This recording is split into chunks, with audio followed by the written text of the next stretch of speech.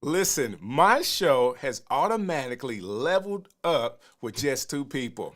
And you see them on the screen right now. Jim and Chris, they are the Dealcasters, and we are live with you in Ecamm YouTube channel. This is the stream show, and we're talking about maximizing your content. Chris, Jim, how are you guys doing today? Well, if I was any better, I'd have to slap myself. And we don't want you to do that. Why would you do that, Jim? We don't want you to slap yourself at all. Well, thanks for saying this. Of course, glad you guys can make it. And I'm going to do something a little different. I'm going to go to this page, guys, because I do have comments coming in, and I want to thank Fulgens Henry for helping me understand how to use layering with Ecamm, because we're going to throw in some comments here and see how we can make them work. So I'm doing this live as far as moving it around. Yeah, leave it right over my face. That's it. That's right good. over face. You that's think good. that'll work? Right yeah, there? That's good for ratings. Excellent. So we're gonna make this. I need to make it as big as possible. So there's another one. There you go. So what is up, Marcus? What's up, Tech Troublemaker? George Canellis, happy Sunday to you as well. This is I'm stoked for this. I didn't know we were going to go through a full demo of Ecamm. I mean, hey, why not, right? Anna and Fulgens in here. Let's do this the right way. Yeah, good to see you, George. Happy Sunday to you as well. So I wanted to try this. I didn't know I had my background color here, but let's take my background color. So George, right back up here. And why not do this live, right? I got you guys here. We're not going anywhere. I think I want to. Not yet. There we go. Okay. So as you guys are coming in, definitely say hello, Tech Troublemaker, Marcus, and George. Thanks for coming through. Let's type a larger comment so I have something to work with. There you go. Is that even better? I like this. So the last time I did this, guys, I just had a comment. So this is what we're calling a comment screen now. So this is something new. I don't know who came up with it. Let's give the credit to Paul Duncan, who is Mr. Moderator, who did something for, I think it was Loria on her show. So now everybody's thinking, listen, instead of putting it across the bottom, let's just have its own screen. And if you have it on, it's right here. Wow. And if someone types something in that's larger, you can read it better. It just comes out really, really cool. So Tech Troublemakers, I'm giving you guys another hint that you could use something different on your show. I don't know. You guys will be teaching us today, but I just wanted to kind of show off a little bit that I'm actually taking some time with the show. And I have to say this as well. You guys look awesome today. I love the way you're coming through with the clarity of your cameras and your backgrounds, man. That's like, you make me want to do something different here. Oh man! So listen, it's you, sir, that's inspired us, and a lot of the members here of the Ecamm family. Same way. It's like, when you while he talks, look at the set. Up, look at this. Right. Yeah. When you show up on DJ Strick's show, when you show up on the stream show, you had better be nice and crispy, and you had better have some a little eye catching thing going on. But Strick, it's about the content. Things could look all nice and pretty, but if we're talking about just a bunch of nothing, people are going to tune out, right? Hey, that is Jim. That's the political thing to say, right? I mean, if we're talking politics, it's all about the content. At the end of the day, the content is king. But sometimes in the year of Colorado Buffaloes, if you look good and you play good, they pay good. Am I wrong? Am I not wrong? Oh, wow. Thank you, Coach Prime. I know it, right?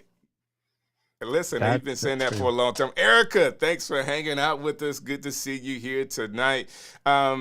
Guys, we have been together for a long time. So one of the things that I thought kind of connected us is the stream show was the Stream Guys, which was me and Brant. Shouts out to you, Brant. And then the Dealcasters came along and you guys had a show. I always thought that it was cool to mash the two shows as far as doing content together with four guys talking about content who were content creators, who was teaching content and actually using the content in several different ways, whether it was through having clients that were doing podcasting or remote producing for people. We had all of those things in common, and you guys are still rocking and rolling, not only with Dealcasters, but also your other ventures. Tell me about, and I'll start with you, Jim. Tell me about some of the things that you're doing outside of Dealcasters.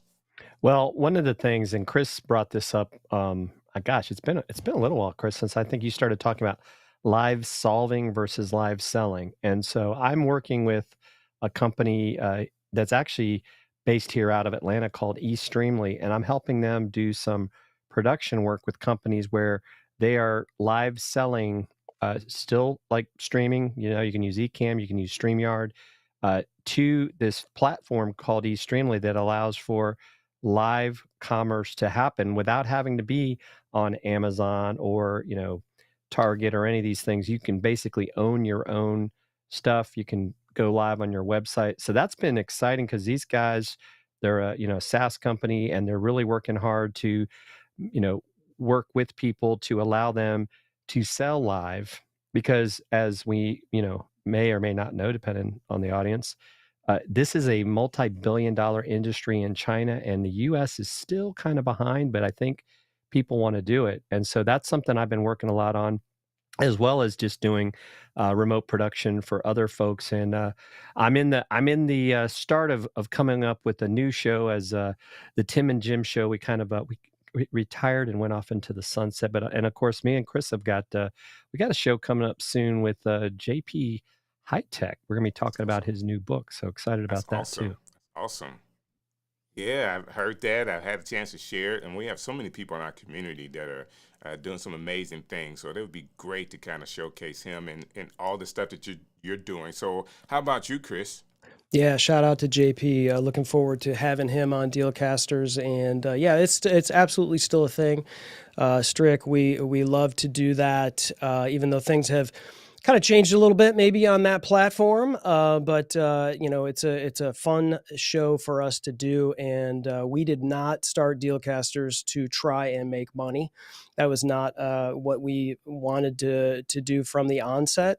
We do it because we demonstrate what we do, and that is remote production. So what I'm doing at Cast Ahead is I remote produce motivated entrepreneurs to do a show, because most of the time, Strick, they don't want to know how to do the layers and the graphics, and they see shows like this and they go, I just want that. I don't want to know how to do it. So we do that for them at Cast Ahead, and I love doing it. But I will tell you, and this is why we're talking about what we're talking about today. I still see here in the year 2023 people showing up without eye contact, with cameras pointed up at their nose where we can see their spinning ceiling fans, and it looks like they're in the witness protection program because they don't have a light in Right. front of them, and they don't know how to do virtual presentation visually, which programs like Ecamm allow us to do, as well as making sure that they can just do a few things with their audio to make sure it's clear and people can hear what you're saying, which is, of course, the most important thing for really any content. Because last time I checked, DJ, there is not a silent podcast. There's no such thing as that. So you got to make sure people can hear what you're saying, and then figure out how to make that visual thing work as well. Man, I love it. I love it. And we're going to jump right into some comments right after this. I definitely want to shout out Mr. Camera Junkie for hanging out with us today. He's going to be on with us next Sunday and all of the week coming up. So I think Monday through Friday, he has a series that's going to be going on live on Ecamm's YouTube channel as well. So definitely look out for him. He's doing that along with teaching people how to use their video and photography, like the different settings. So we're going to talk about the best live video setting next Sunday with Mr. Camera Junkie. Excited about that, sir. So you know how bad things are out there for sure. There are a lot of people that don't know Rich, and so the Dealcasters, Chris and Jim, are here to talk about how we do it. And he is. Marco, hey guys, nice content. So Marco was actually in the cabin I was in. So I had a chance to hang out with him, and he has an awesome show in Brazil. So I joined his Instagram, and I was just blown away, Marco. Very, very good job. So one last thing, maybe we should launch the silent podcast. What an idea Chris made, right? What an idea. We had silent movies only because they couldn't figure out how to do the audio. Once they figured out how to do the audio, everybody's talking now. So one of the things we want to help people out with tonight, we have the pre-production, the actual live show, and then post-production. So guys, if we start with pre-production, what should people be thinking about before they even start to live stream? Yeah, I mean, I'll start with that just because I feel like in a lot of ways, historically, we've done a lot of live streams and we're winging it.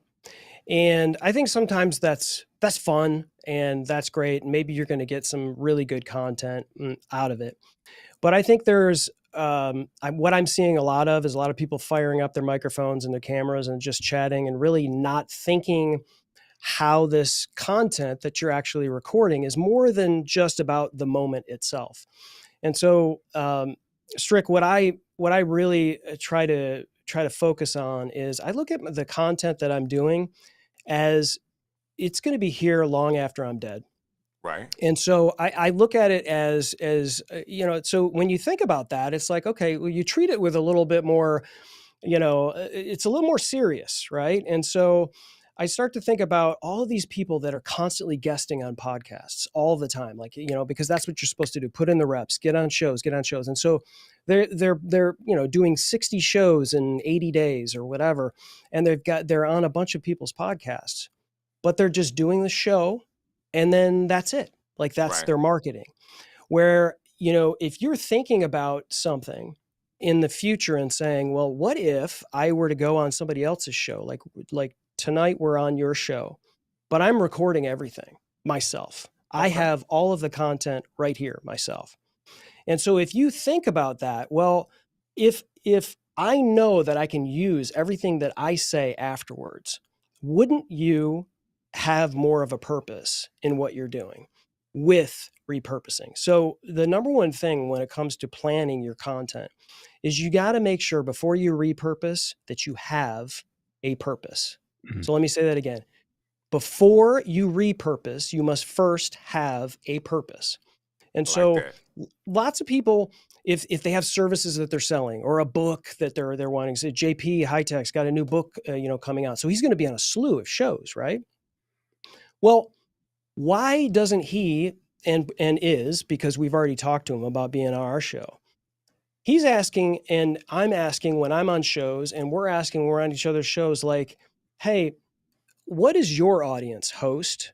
How can I serve your audience? What kind of problems do they have? Do some research on your own. So you're developing content that speaks and serves that audience. And so when you're recording all of the stuff that you're doing, you don't have just this, you're not just saying the same thing every single time you go live. You just have a different shirt on with all of this content. No, you're serving different audiences. So you're saying you generally have the same mission. You generally have the same vision. You have the same thing that you want to accomplish, but you're speaking to different audiences in a different way. And you can use differing and varying types of content that really kind of say the same thing and encapsulate your brand and what you're trying to achieve. That's really the first thing when it comes to preparing for creating content that you can repurpose. I like that a lot. So guys, let me just stop you right here. as you, because you're making me think even about the stream show, Chris, which I love. I love being at a place to where if you would lock in, this is what I tell everybody that's watching today, if you guys will lock into this, we're going to motivate you and teach you how to go a little further and maximize the content that you're making. So first of all, the first thing is, what's the purpose? Chris, I love that. Like having purpose with your content. Who's my audience? What problem am I solving? What questions am I answering with this? And not only for this particular show that I'm on, but even as I think about how I can repurpose this in short form later on, what am I doing? I absolutely love that. Jim, anything you want to throw on top of that as we are doing the pre-production for a live show? Yeah, I think one of the things too, and I know Chris knows, I've become a big fan of LinkedIn, and you'll probably say, well, what do you mean about LinkedIn? Well, our show actually has a company page. There's a Dealcasters page on LinkedIn. And what that allows us to do is it puts a spot right on another platform outside of Facebook and YouTube where we can promote our show, we can make an event, we can invite people to be speakers, and it stays out there and it's focused specifically on that show. And so when you go to our experience, you see, right, co-host to Dealcasters, right? So otherwise, it's kind of like you throw stuff out there. And it's like, well, how do you find it? How do you find a video, as an example, on Facebook after you've gone live? Even with YouTube, YouTube has changed things around, and you've got to like create a playlist, or you've got to make it a podcast, or that live disappears. And so you got to start thinking, how can I get out in front of people? And we've actually, Chris has done a couple of, I guess I'd call them of our newsletters on Dealcaster. So now we're getting out to people ahead of time. So these are ways before you go live to let people know that you're going live or what you are doing to help them level up their game. So I think that's one of the things is create yourself, in a sense, a page that lets people know about your show so that it's kind of like it's something that's there. You can add content to it that's very focused on it, as opposed to it just being in your personal profile and it gets mixed in with everything else you're doing. That's awesome. That's awesome, Jim. So I want to go here because people are saying some great stuff in the comments. David is saying another priceless show. Thanks for David for hanging out with us. Marcus here is taking notes. No read without purpose. There you go. Bumper sticker. They still do bumper stickers? I think they do.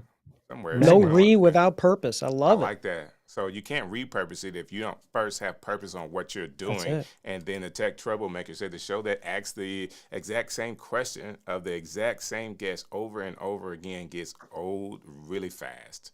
And that's it. That is so true. That is so true. And that's we don't want to get old. One of our favorite creators is James Hicks. Right. And, he has a very tactical mindset, and I don't know if it comes from military or whatever. And I'll be honest with you, ladies and gentlemen, there is, wake up every day, there's 17 new pieces of software that'll take your content and it'll spit out a bunch of short form content. So if you want an easy button, cool. But you're going to kind of get what you pay for. And eventually people are, just like Tech Troublemaker is saying, they're seeing the same kind of stuff. Okay. And the only way that you're going to get seen and heard is to carve your path, to carve the path for your audience, to serve the people who will follow you and what you're trying to achieve. And so you have to stay laser focused on it. And you don't have to do every single thing that everybody else is doing because they had success and they're taken. Okay. Right. You don't try not to be a fax copy of a Xerox copy of a written napkin of somebody else who's successful, because it doesn't work. What does work is to focus on doing something for the people you serve, and that is powerful. That's what purpose is. And so that will drive your content. Will it get you a viral video? I don't know, maybe. But I think you're going to be able to sleep at night knowing you're not just trying everything and nothing is working for you. I absolutely love that. So as I teach building content and we're talking about what do you do before your show, and I would say it this way, what question are you answering for the show that's just coming up. How are you serving your audience? And if you can answer those two questions with clarity, understanding that for my audience, I'm answering this question, I'm helping them in this way. And I just think that it helps everyone. So a lot of times, Chris, you said it, people would, some of us are very talented. We could turn the camera on and just talk for 30 minutes, talk for 60 minutes. Brant and I used to do it all the time. We just turn the camera on. Hey, Brant, we're going to talk about this today. And we could just go. But how are we automatically serving our audience? What question were we automatically answering? I know that we gave them great content, but thinking about repurposing, that wasn't there when we first started. We had to kind of grow to think about, okay, how do we repurpose this? But more importantly, if you are starting off and you are about to go live and you're building out your show, having an opportunity to answer the question. So today's show, maximizing your content. The question we're answering for everyone is, what do I do with all this stuff that I'm building? I have all this content. What do I do with it? Well, we're going to help you maximize it. Starting off with, before you start, make sure that you have answered the right question, that you have purpose before you repurpose it, that you're really thinking about your audience and how you can actually help them. Guys, this has been great. If nothing else, I think, this is not an exhaustive list, but it's a good list to start with before you start to go live.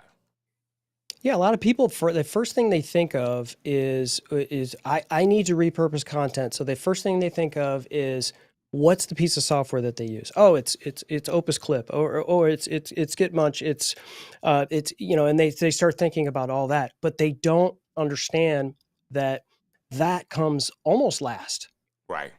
The software that you're using. Yes. You need the ingredients before before anything goes in the oven. And that you've got to get that straight. And then you can fire up your phone. It doesn't, it's not necessarily about the Sony A7100. Yeah. I've got I use Camo with my iPhone all the time. And so, you talked about speaking into a camera for 60 minutes, Strick. It's a fantastic way to create content. Right. Is if you are speaking somewhere, and you have a draft or notes and an outline for what you want to do, fire up your camera and speak into your camera. You're creating content. Record yourself. And then if you don't like the way you said something, or you screwed up or whatever, nobody's going to see it. Right. Doesn't matter. Right. Doesn't matter. Work on it again. Keep going through the reps. I just turned in something for a virtual presentation that I did. I did 4 takes. I recorded all 4 takes because there was chunks in all of those previous takes that became content that I'm going to use later. So always be thinking that everything you can do can be used in some way, shape, or form, and you won't waste your time if you have a system and a process in place, which I know we're leading to in this conversation, to be able to use all of this stuff and be able to sort it and to be able to go, okay, this will work for me because I said this here. And I don't have to worry about, oh my gosh, I was on the stream show with Strick and I know I said something. I said something, but is he gonna do some clips on that show? I don't know. No, if you record it yourself, if you've got a Ecamm virtual camera going, or you've got your Rodecaster or whatever you got, and you're recording the stuff locally, heck, you can do it in QuickTime. You can put your camera up next to your camera, your phone up next to your camera vertically, and record your entire conversation. And you have all of this content that you can use, and then you can park it somewhere like Descript, which is what we always take our content and pour it into Descript because it's a fantastic program. I'm jumping ahead, Strick. No, this is great. This is great. I've had too much coffee. I love it. Let's do this. Let's go to some more comments really, really quick. I want to say hello to you. Thanks for hanging out with us today.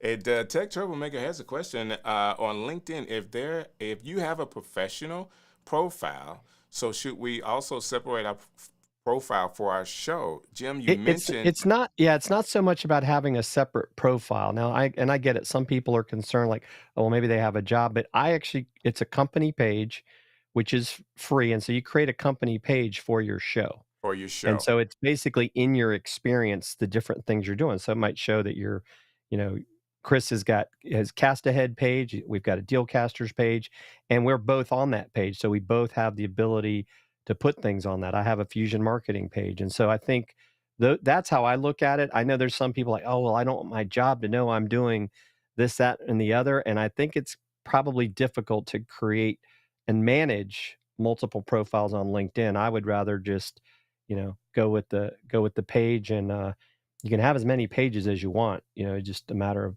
are you going to actually manage it? I mean, even when Tim and I were doing our show, we have a company page out there for the Tim and Jim show. And it's another place because you can, and then the other thing is, once you get to, I think it's 150 followers, you can go live to your page, right? So now you don't have to, you don't have to go live to your personal profile. And there's, a lot of other features that LinkedIn is bringing out that can help you kind of in that pre-production, getting ready, right? Audio events, if maybe you want to just jump on there and talk with some people. I know that Vinny Positivo and Judy Fox have been doing a lot with that as well. So I like all of that. You also want to think about who your audience is. Now, Jim's audience is a professional audience. LinkedIn is a great profile for him to focus on, to be sure that what he's saying, and I'm interpreting what you're saying, is I am the host of this show. And basically, when you put that show in there, it has a hyperlink to that page. So if people are looking for Jim is talking, but he's also the host of this show, this thing, and he's got hyperlinks to all those things, so people can then see what those other companies are. And it, from a profile perspective, it validates you that, you're not just saying you here and there and there's no links. It's hard to find these other shows. It's hard to find the Dealcasters. What is a Dealcaster? Man, that sounds like a great cooking utensil. I mean, what is, Easy, careful. But you're able now to validate it by somebody clicking the link and going to the Dealcasters page. And the other thing too is that keeps them, it keeps them on you. This is another, I guess I'll call it a little LinkedIn secret. If you just put experience in there and don't have it tied to a company page, like let's say I'm looking for a podcast producer and Chris Stone pops up. I click on Chris's profile, it comes up, and when I go down to the experience and all he's done is typed in podcast producer, when I click that, it now takes me to the search results on LinkedIn. And I'm seeing his competition. But if it's his company page, it goes to his company. I'm still seeing his content. And, right, you're keeping them on the platform that you want them to be on. That's sometimes the problem with, landing pages and other things. We take people away from where they wanted to be, and they don't always want that to be the experience that they're having. That's awesome. That's awesome. Let's check out some other stuff here. Erica is saying, I like Content Fries because I like to cut up my videos myself. So Content Fries is another software platform that you can repurpose your long form content into short form content. So thanks for sharing that. And then we have Timothy here, who's at an island. I'm here having fun, but it works. Having fun in the sun for people not holiday here. There you go, man. Thanks for hanging out with us tonight. All right. And I just realized that I need to completely rethink my weekly stream. Hey, listen. Well, welcome to my world. I feel like that every day, Marcus. But I think that's a part of surrounding yourself with people who inspire you and influence you, and then pull back and go, okay, I don't need to do everything. I got to do the one thing. And really, what is my purpose? And so sometimes when you think through those things, you don't end up going, I need to be live in 14 places, and I need to, make sure that I have Pinterest pins as well as, be on Amazon Live and do all of the things, right? Because if you're trying to do all of the things, especially for solopreneurs, you might not be doing anything. So that really, it's hard to do that. It really is, because you see some other people that are having success, right? And you see, a really fantastically produced show like this, and you go, man, I'm never going to be like that. And that is the wrong way to be, because I think it's true. We're not going to be DJ Strick. We're not going to be Jim Fuse. We're not going to be Chris. Well, I'll be Chris Stone, but yeah, you can be Chris Stone. But like, I think it really, I mean, it sounds cliche, but it really is true. The best version of yourself is really what your best show is going to be. And so that's, Right. if you focus on that and use these great people that, like Strick and others, and, as influence, and, take a percentage of what they're doing and kind of use it to carve your own path. So I want to help people, and we're still talking. We're going to end up the pre-show stuff, and I want to end with this: practice, practice, practice. We talk about practice. Yeah, we're talking about practice. So don't think that you can just one day do all the stuff we're talking about pre-show and then just press the button and it's going to be great. That's right. Like, I want to tell you this: no matter how well you're prepared, I have a shirt, I think I wore it last week, Live Happens. There's so many things in a live stream that can happen. It's how you react to what's happening in the live stream. I've been doing live stream for a long time, guys. And last week, I came onto the show to do a recap of our creator camp, and I have 2 different computers in here. Well, my computer, I do most of my work. For whatever reason, it was on the YouTube stream, and while I am live, it is echoing, the delayed YouTube delay. But I'm using the monitor from that computer on another computer, so I can't easily just go and turn it off. I got to go around the back of the computer, unplug the monitor, plug it into the other. I have to do all of this stuff. Now, I know I can have a better setup, but how do you handle that? How do you, number one, have enough experience to understand that, okay, I'm hearing this sound, potentially where is it coming from? Because, of course, this has happened before. But then calming down and calming your audience down to the fact, let me just reach around here. Guess what? I'll be right back. If you can do that in the most professional, calm manner, guess what? Your audience is calm as well. Yep. They're taking your lead. And the lead is, guess what? Been here, done that. Live Happens. Give me just 1 second. Threw up a screen while I didn't even turn the audio off. So you hear me getting out of the chair and walking around the back here, getting it done. Turned it off, come right back. Hey, guys, even some of the best have mishaps, and we are ready to go. Not only am I calming the audience down, but I've calmed myself down so I can get back to the show and not be so excited that I can't think. Does that make sense? Oh, yeah. Yeah. Absolutely. And we've had that happen. I mean, it's, I've had, Chris probably remembers I was doing a show with multiple people on, and I was the producer, and my power went out just for a second, like it's on and off. Well, it shut my computer down. So these guys are stuck in this live stream with no way to switch shoes on camera. And I'm like, you can't see me because obviously, but I'm on my own mind. I'm like panicking. Oh my gosh, what just happened? What did I learn from that?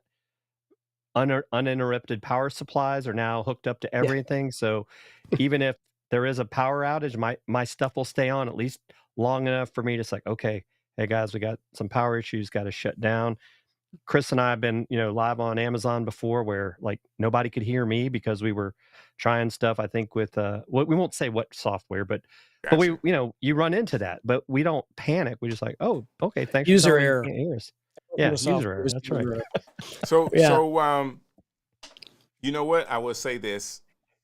I have an Amazon backup battery pack. Everyone that is doing live streaming, guys, if you ever have a problem in your community, I don't care if it happens once a year, spend $80 or more. It could be more than that, just to get you the battery packs you need. Make sure your camera's connected to it, your main key light is connected to it, your computer is connected to it, your router and your modem, all that's connected. So if things do go out, at least you have a little bit of power to be able to either shut your stream down or keep going as long as you want to. But, those things happen from time to time. Storms come through. I want to go live through the storm. Everything is working. Let me go. And then you just have a second of a blink from a thunderstorm and you're out if you don't have that backup battery. Everything. Yep. Yeah. Yeah. And here's the thing, and Jim alluded to it as well. You know, you'll notice, like, especially if you build, communities, and I see Alec Johnson in the chat as well. Shout out to Alec, who's built a tremendous community. And so, you start to troubleshoot through some of this stuff. People will jump in the chat and start helping you. Yeah. And that is, I mean, that's just, not only is it a testament to, the community that you've built, right? But it just, like, it's not the end of the world, right? It's like everything's fine. And right. I'm a huge proponent of live, and I realize I'm preaching to the choir We here, love it. Yeah. but it's not just because you're, whatever, you're authentic, things happen, but I will tell you, if you have a business, if you're utilizing this in some way, shape, or form, this is the suit, this is the job interview, this is the person that you see, what you see on this live stream. If you were to meet me in person, I'm the same person, right? I say every once in a while. I say, I say, according to Jim, I say whatnot too much, but I've worked on it. And so, I don't think you've said it until right now. And now I'm going to say it 100 times. Watch. But this is really how you develop trust. Yeah. And it's like everyone has little mistakes, but they are themselves. And I think if we're too worried about editing something and polishing something and making it as perfect as we think it is, we're really hurting ourselves. And the best way to do this is to go live and to use it. And even if you're not proud of everything that you did on that, the next one's going to be better. Just stack the wins, man. And so that's why, power goes out. You know what? Jim learned from it, throw it on back, whatever. But Jim doesn't wake up in the middle of the night with a pit in his stomach because of that thing. Right. It created a nice little story for us to talk about, and hopefully somebody, was impacted by it. So that's kind of the way we look at it. Yeah. I love that. And I think we both like to say too, is like, just try to get better 1% every day. It doesn't have to be in the same area. Like maybe, even reviewing what you've done, like, okay, maybe I could get a better microphone. Maybe I got to work on my lighting, and just what's the little things that you can do to start to get better. Because I can tell you, if you go back and look at like my very first Tim and Jim show, doesn't look anything like I look now. But when I did that first show, I wasn't thinking like, oh, well, because I think people get into this, almost like this paralysis of like, I've got to spend all this money on all this gear so that when I hit the go live button, I look perfect. And really, nobody cares. Nobody cares. And you've got to be ready to just improve. I mean, I love the fact, and Chris and I are big fans of Camo as an example. Like, look, you don't need to go buy a high-end camera. You've got a smartphone that can do 4K that you can just plug in using the Camo app, and you're going to look amazing, right? I would even say use that over the continuity camera feature, because that's a whole nother mess. And so it's like, so there you've already got the phone. Like Chris said, you could put it on your on a tripod, and you could just go to town creating content very simply. You don't need to get so complicated in getting started. So we got practice. You got, making it simple for yourself. People are now live streaming. Like, this is the show. They press the button.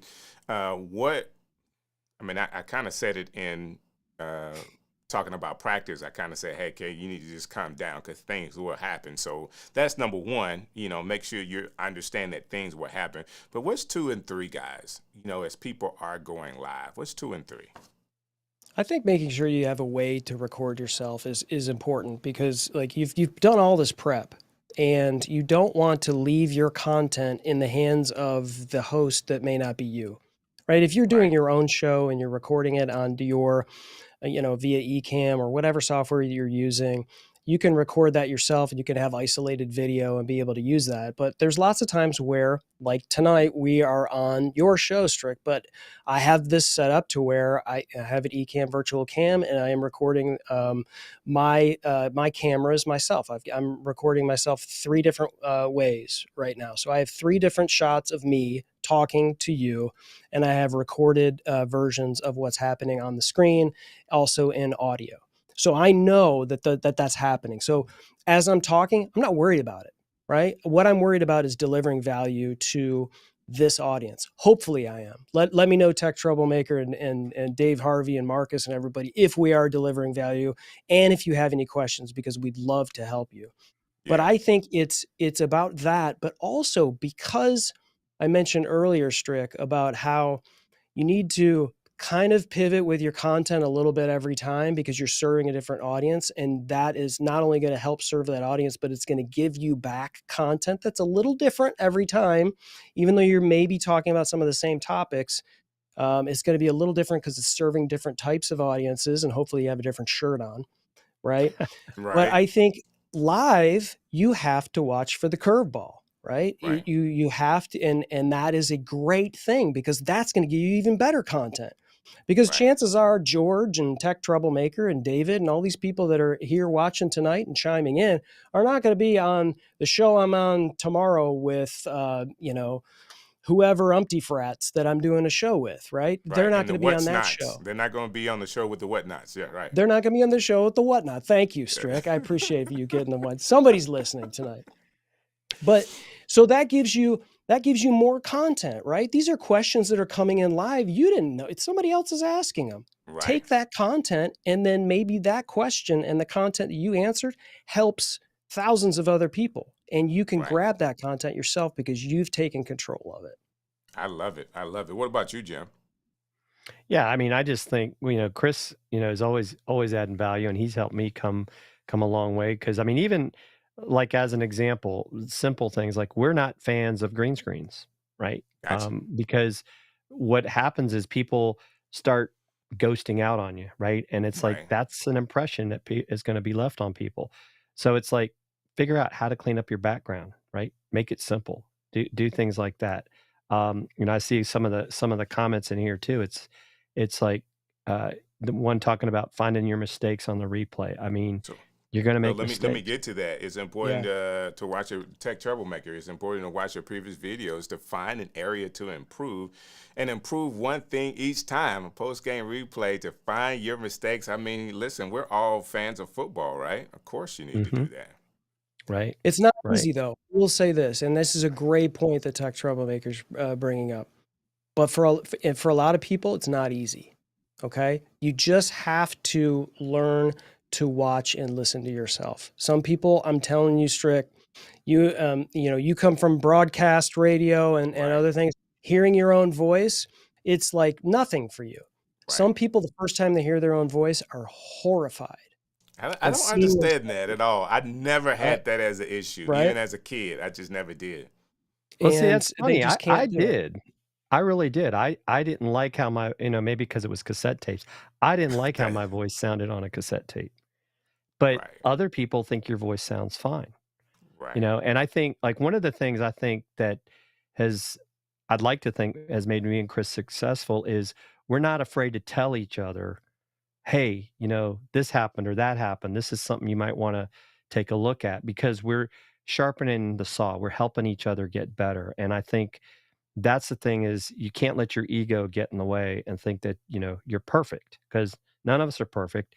There's always things that you can do better. And I think that's something that I've always appreciated about, having Chris on Team Dealcasters. Yeah, don't send your podcast to Mama and think that she's going to give you constructive criticism. Your mom loves you, and she's gonna tell you that it's great and she's proud of you. But you've got to find somebody. She will be extremely proud. But that doesn't mean that it's from a quality standpoint that it's good. Yeah. And you got to be ready to receive it, right? You got to be ready. If somebody's going to say, "Do you want me to tell you the truth?" Yeah, I want you to tell you the truth. Yeah, you got to be ready to receive it because sometimes it might sting a little bit, but you got to be ready if you want to improve. That this is you got to take some shots. So I had Bradley on one time, and we're asking people in the comments, hey, Vincent? You got something? Bradley Vincent, graphics. Yeah, he's awesome. A great guy, right? And people wasn't responding while we were waiting on people to respond. I said, hey, take a look at my graphics. And he tore me apart.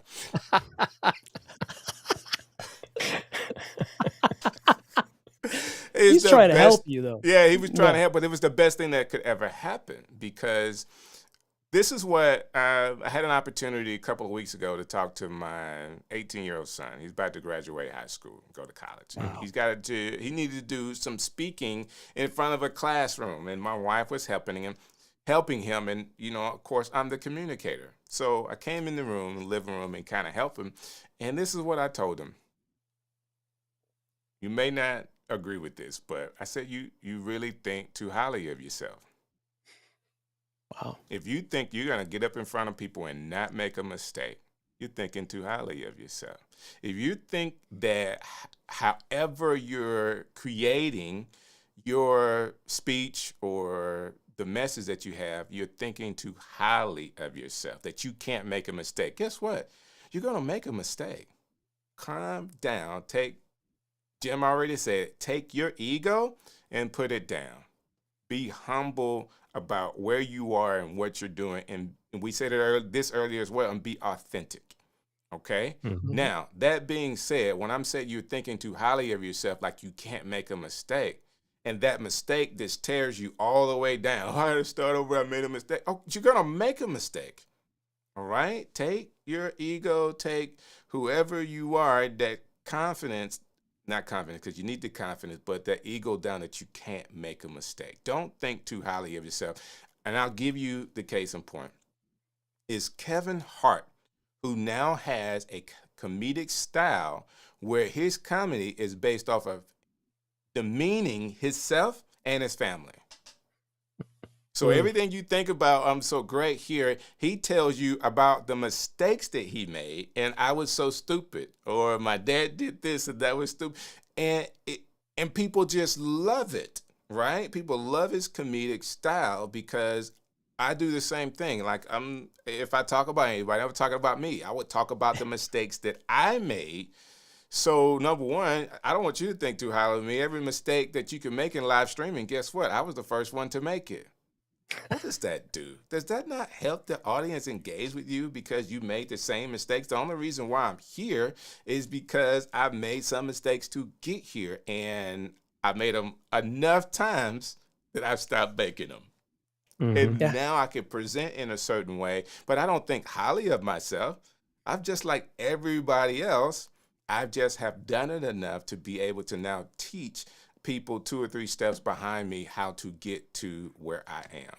So I love Chris that. says this. Chris says this all the time. It's about putting in the work, right? There is no easy button. There is no, hey, I'm just going to put everything in. I hit the button and everything is great. You got to keep putting in the work.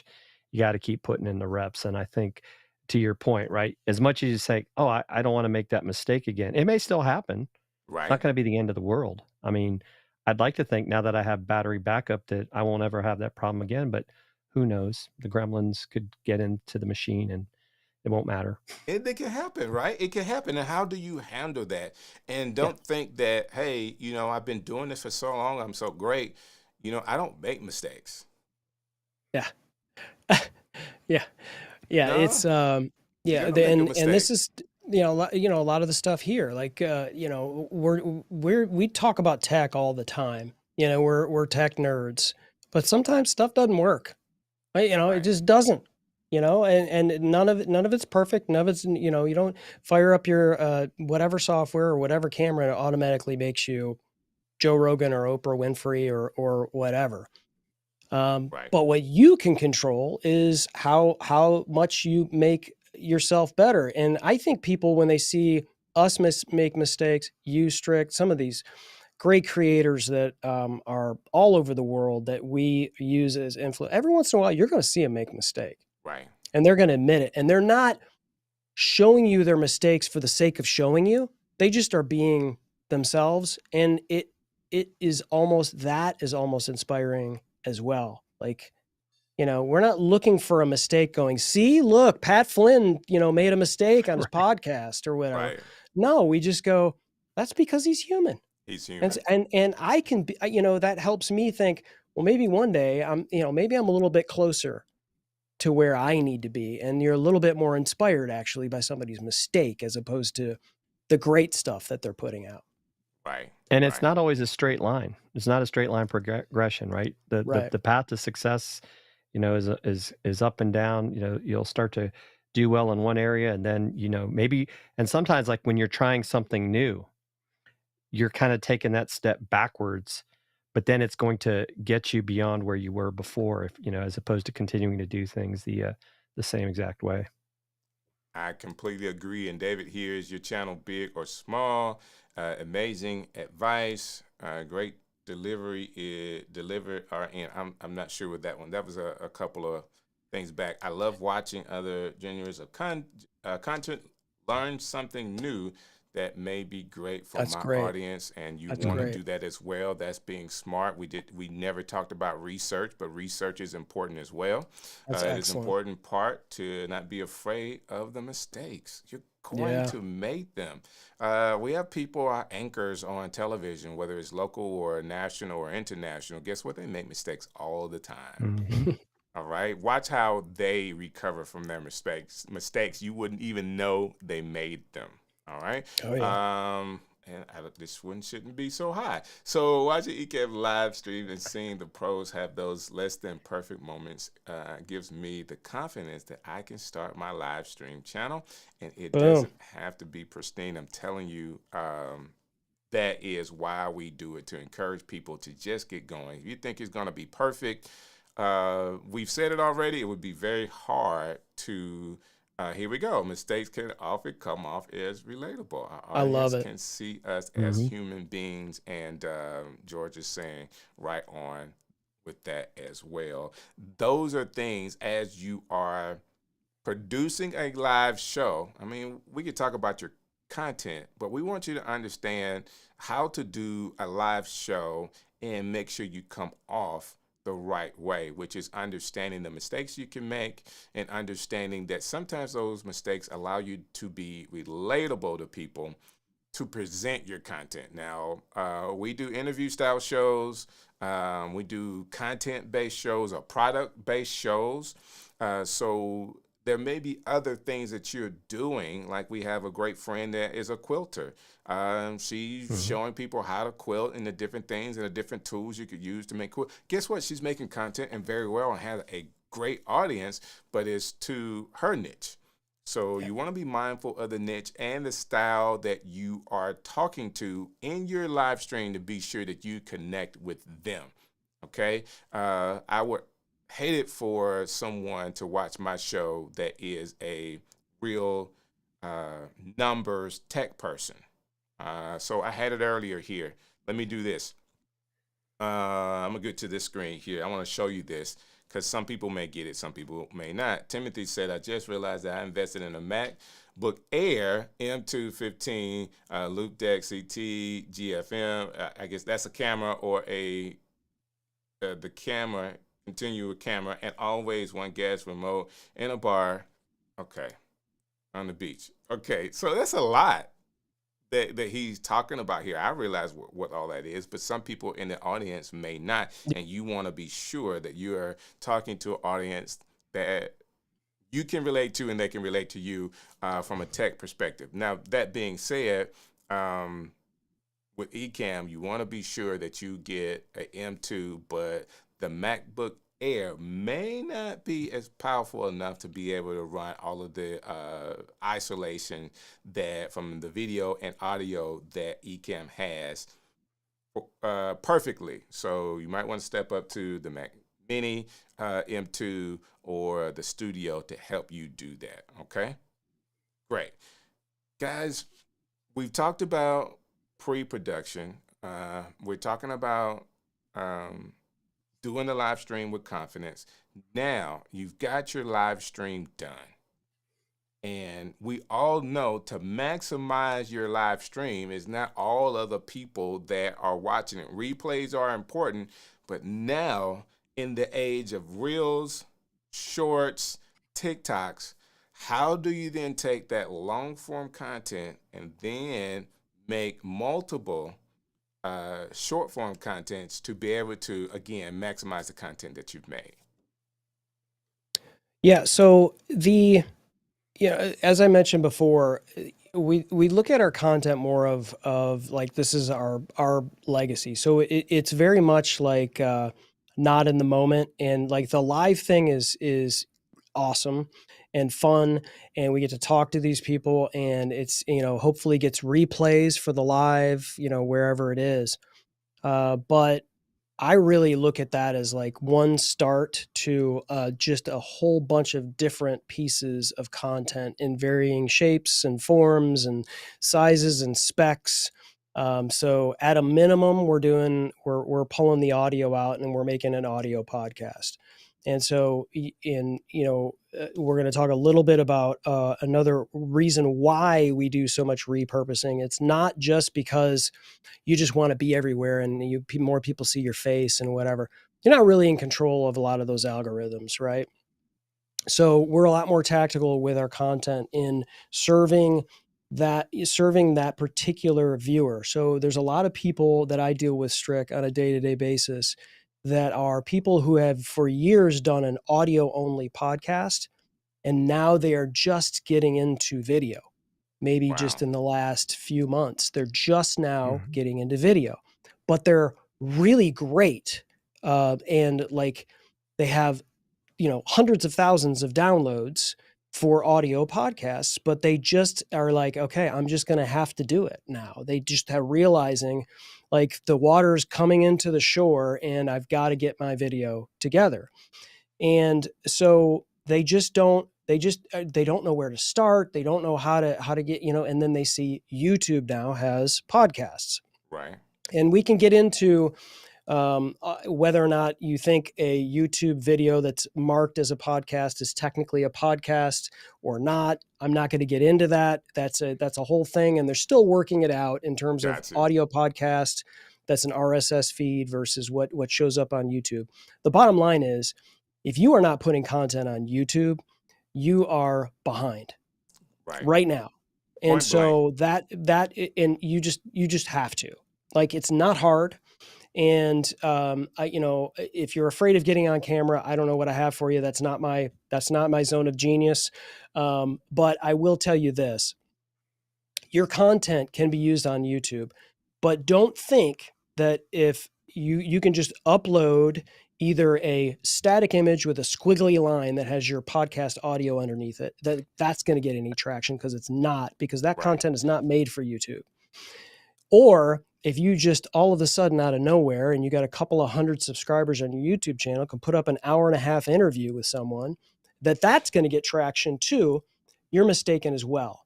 So what you have to do is you have to understand who the audience is that you are serving on YouTube with your content, and develop content from that long form video for those people on YouTube.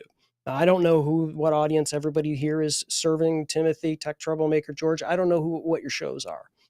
But I do know that you have an opportunity taking this long form content that you have and utilizing YouTube as a way to drive to it. And that is really what is resonating with my clients, is they're like, I'm so afraid of YouTube. And I'm like, you can't be afraid of YouTube. Mm-hmm. You're an audio podcaster. Fire up your camera and we will create content that works on YouTube to drive people to your podcast. And that really is the number one focus for a lot of people, is stop trying to think like you're going to bolt, you're going to take this and you're just going to bolt this onto it. And all of a sudden it's just blow up. Yeah. It's just going to explode. You have to create viable content that is made for YouTube appropriate content. And that's what's going to resonate. And if your intention is to drive people to your podcast, great. You have a purpose. Create content that does that. I like that. Jim, what do you want to add? No, I think, that's one of the things too. And what people don't think about sometimes with YouTube specifically is people go to YouTube to have their problems solved. So how is your content solving a problem? Even if it's a podcast, it is solving a problem. Maybe it's you want to learn about business, you want to learn about how somebody does something. So you have to get in that mindset of, we're all problem solvers, even as content creators. What problem are you solving for me? Because otherwise, and maybe the problem is, think about it. I need entertainment. You're solving that problem for me. You're entertaining me. It doesn't always have to be a product or a service, but you have to get into that mindset of, we're problem solvers and not just hey, I'm or the people like, oh, I'm creating this content because I want to get sponsors and I want to make money. If that's your mindset, you're gonna get very frustrated because it's gonna take a long time to get to that point. There's a few unicorns out there that might work for, but I think that's a big part of it. And I think Chris is right, is that because people, not everybody wants to listen to a podcast, right? Some people want to spend time on video. So if you say, well, I'm just going to do an audio podcast, I'm not going to do video, that's fine. That's your choice.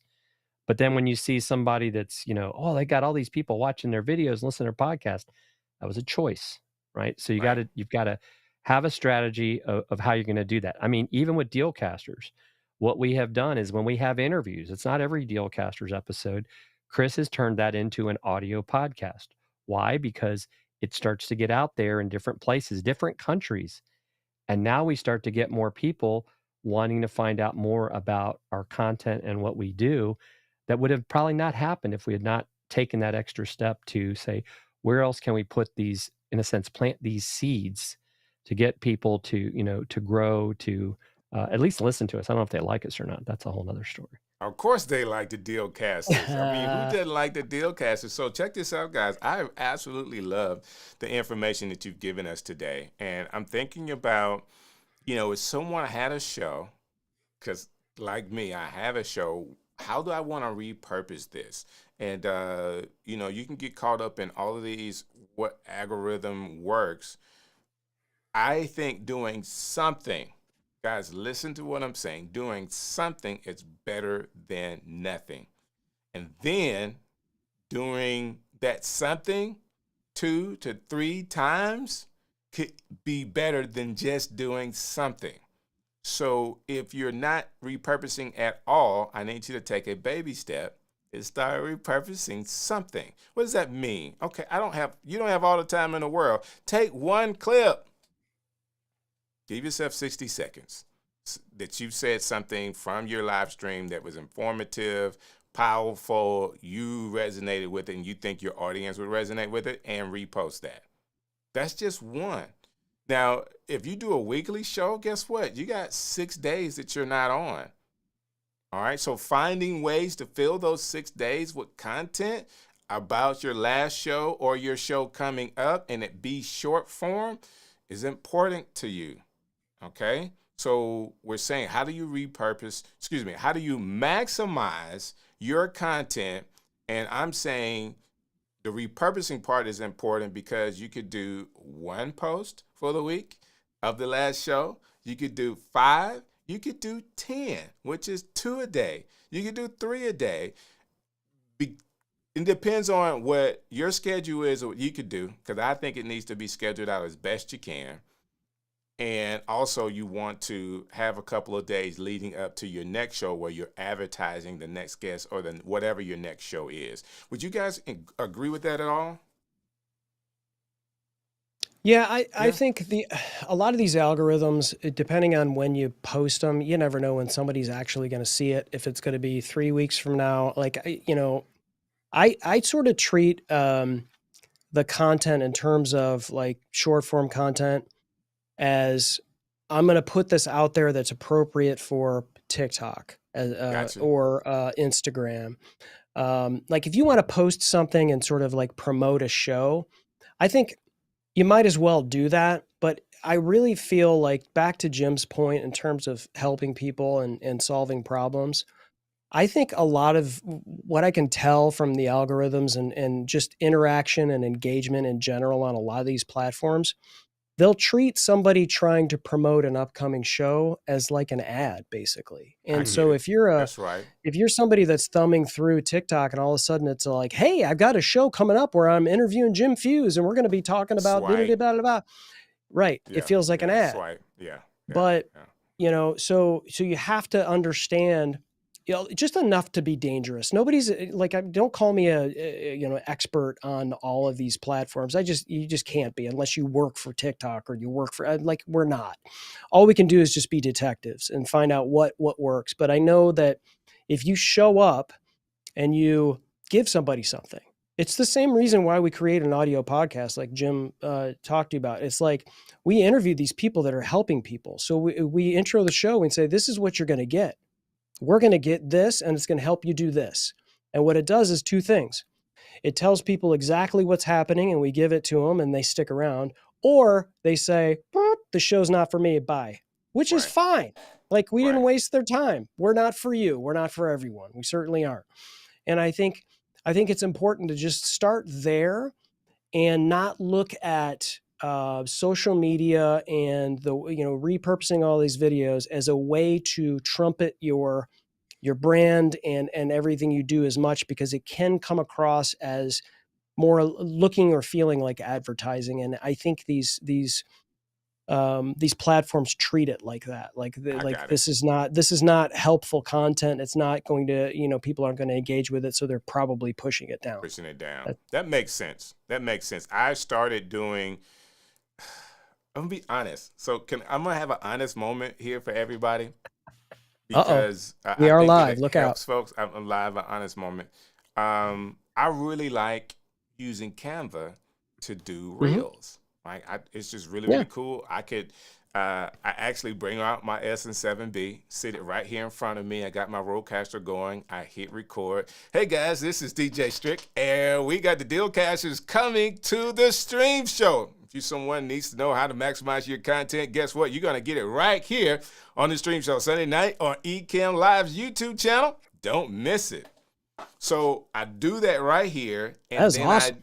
Thank you. Then I do the B-roll and everything. I do the B-roll. Yeah. I throw you guys up. Guess what? I like doing that. Okay? I like doing that, and I can throw it up on my page, but that don't mean that it resonates with anybody.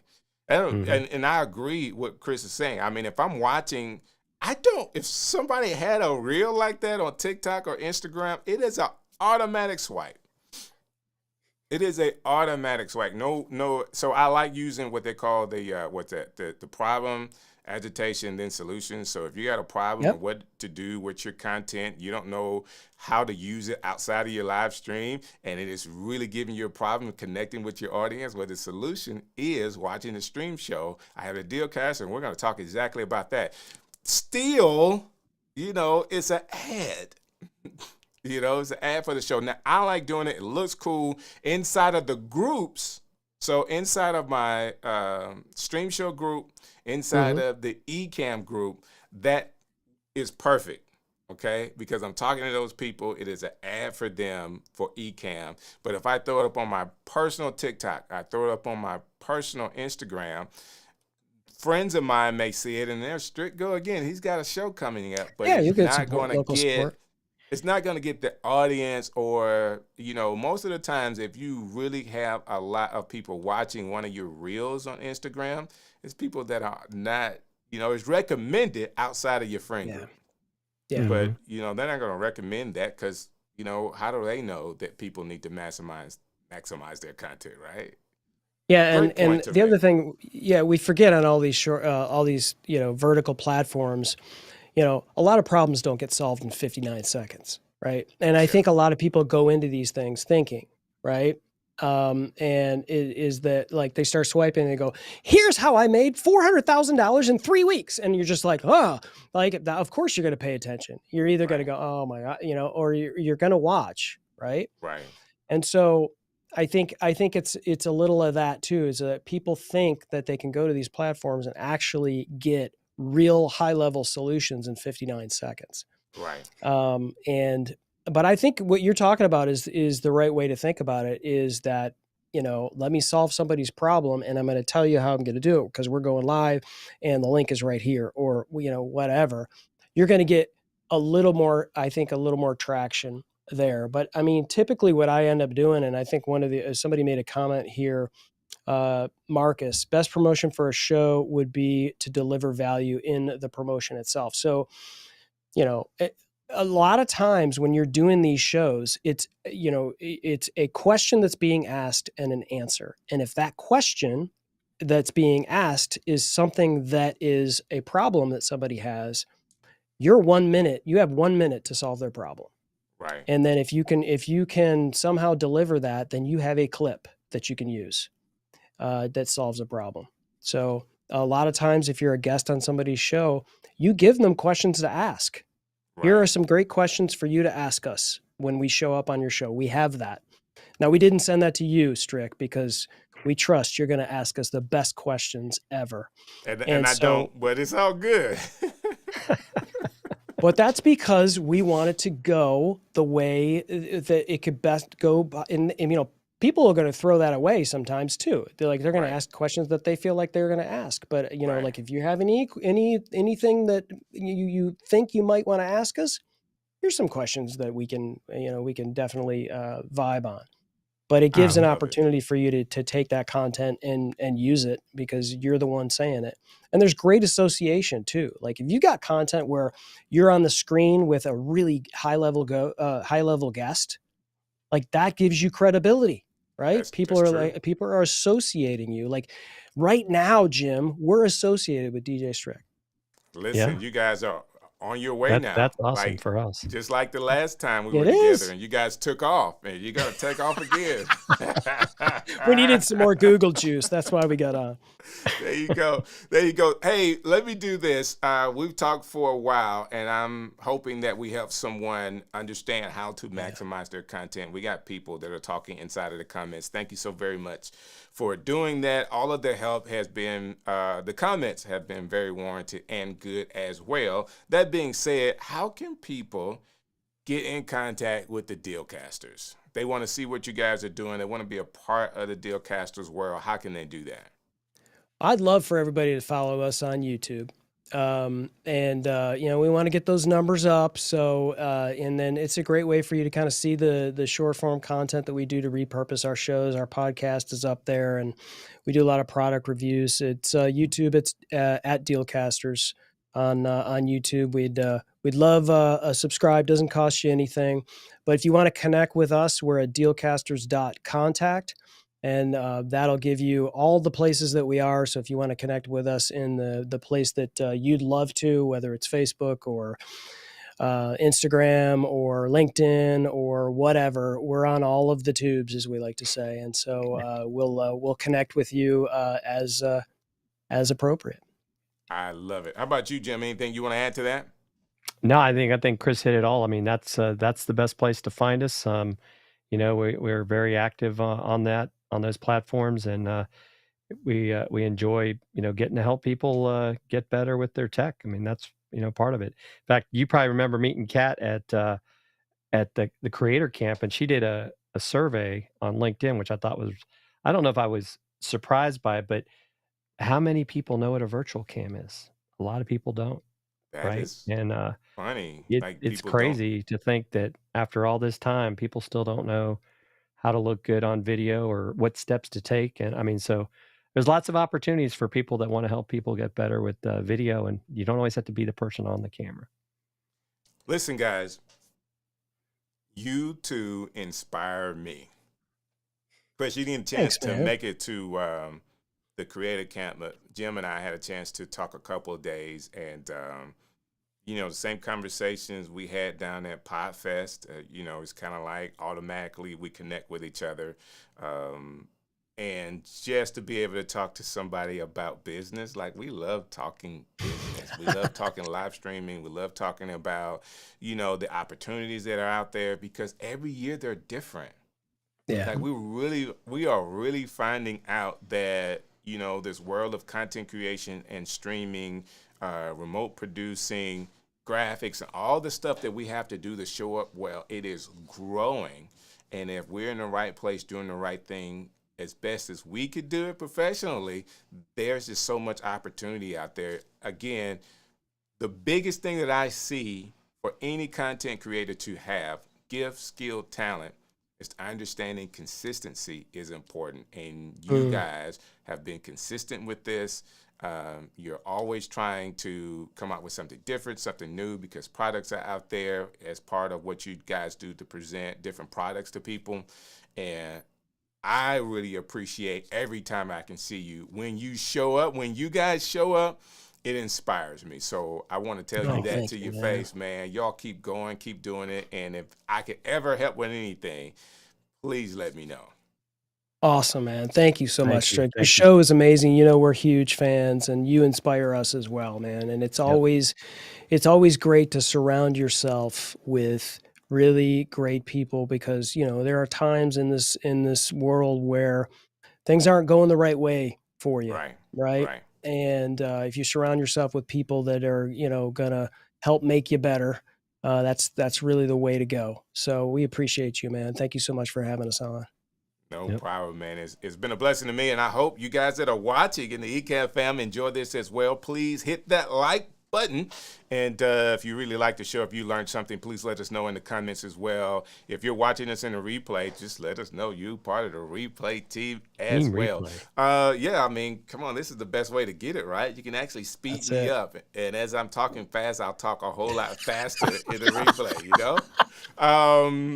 Next week, I have Mr. Camera Junkie. We're talking about video settings for your live stream. Don't miss that. And this has been an opportunity for me to hang out with you. See you next week. Hey, this is DJ Strick, and I would like to thank you for watching another edition of The Stream Show.